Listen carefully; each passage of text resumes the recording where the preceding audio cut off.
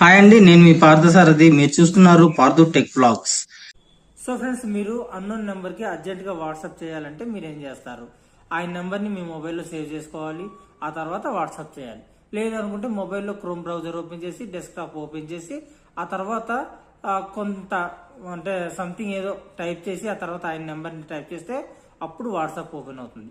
So ఈ processor అంతా కాకుండా నెంబర్ని సేవ్ చేసుకోకుండా మీరు ఎవరికైనా వాట్సాప్ చేయాలనుకుంటే చాలా సింపుల్ టెక్నిక్ అయితే ఉంది. ఆ సింపుల్ టెక్నిక్ యూజ్ చేయాలి అంటే మీరు ప్లే స్టోర్ నుంచి ఒక యాప్ని అయితే డౌన్లోడ్ చేసుకోవాలి. ఆ ప్రాసెస్ ఏ విధంగా ఉంటుంది అనేది ఇప్పుడు నేను మీకు ఎక్స్ప్లెయిన్ చేస్తాను, చూసేయండి. ముందుగా మనం ప్లే స్టోర్లోకి వెళ్ళాలి. ప్లే స్టోర్లోకి వెళ్ళిన తర్వాత సెర్చ్ బార్లో క్లిక్ టు చాట్ అనేసి ఒక ఆప్షన్ ఉంటుంది.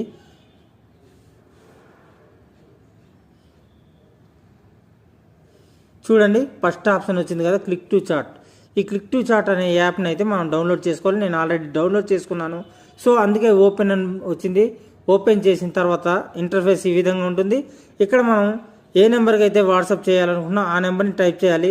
ఆ కంట్రీ కోడ్ ఆల్రెడీ మన ఇండియా కంట్రీ కోడ్ సెలక్షన్లో ఉంటుంది. అది ఒకవేళ వేరే కంట్రీకి అయితే కంట్రీ కోడ్ కూడా మార్చాల్సి ఉంటుంది. ఇక్కడ నెంబర్ కూడా మనం 9414401055 ఈ నెంబర్కి నేను వాట్సాప్ చేయాలనుకున్నాను. సో ఓపెన్ అని కొట్టాలి. ఓపెన్ కొట్టగానే ఇక్కడ రెండు ఆప్షన్స్ వచ్చాయి కదా, ఇది ఓపెన్ చేద్దాం. ఇది ఓపెన్ చేసిన తర్వాత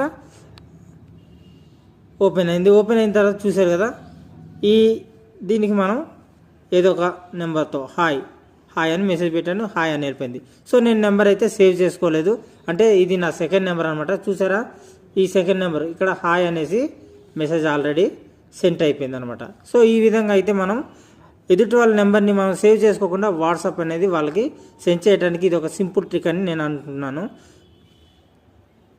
సో ఎదుటి వాళ్ళ నెంబర్ని మనం సేవ్ చేసుకోకుండా సింపుల్గా వాట్సాప్ ఎలా చేయాలి అనేది మీకు ఈ వీడియోలో ఎక్స్ప్లెయిన్ చేశాను కదా. ఈ వీడియో మీకు నచ్చితే లైక్ చేయండి, మీ ఫ్రెండ్స్ అండ్ ఫ్యామిలీకి యూజ్ అవుతుంది అనుకుంటే షేర్ చేయండి. తప్పకుండా సబ్స్క్రైబ్ చేసుకోవడం మాత్రం మర్చిపోకండి.